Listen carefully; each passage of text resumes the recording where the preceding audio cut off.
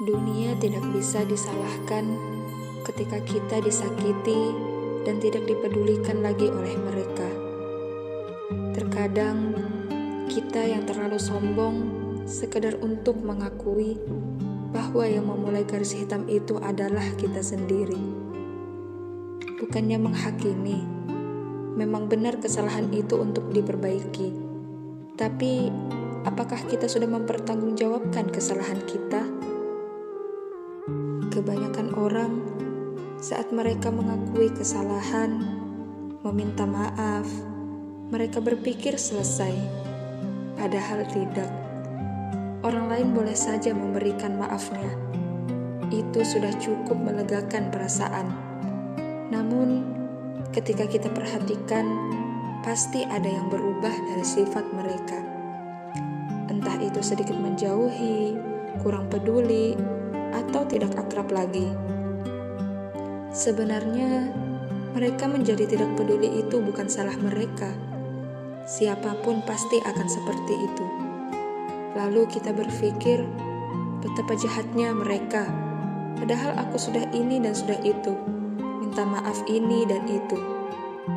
Ketahuilah, yang membuat dunia menjauhimu pasti karena ada alasan. Kenapa tidak bercermin dengan diri sendiri? Mengapa sekarang mereka tidak memperdulikan? Karena mungkin saja dulu kamu lebih sering lagi tidak memperdulikan mereka semua. Mengapa sekarang mereka menjauhi? Karena dulu kamu sering menjauhkan dirimu sendiri dengan mereka. Saat mereka perlu kamu kemana saja? Mengapa sekarang mereka jahat? Karena pasti ada alasan kenapa mereka melakukan itu. Pasti ada perbuatanmu yang sampai sekarang masih membekas di hati mereka. Dan perbuatan itu mereka sangat tidak menyukainya. Bukan berarti mereka membalas, tapi mereka hanya menjadi tidak nyaman saat bersamamu. Tidak semua orang mau menerima maaf dalam hati mereka. Karena itu, tidak semudah meniup debu yang ada di telapak tangan. Jadi, berhentilah menyalahkan dunia, menyalahkan orang lain. Karena mereka seperti itu karena kesalahan yang telah kau tanam sendiri.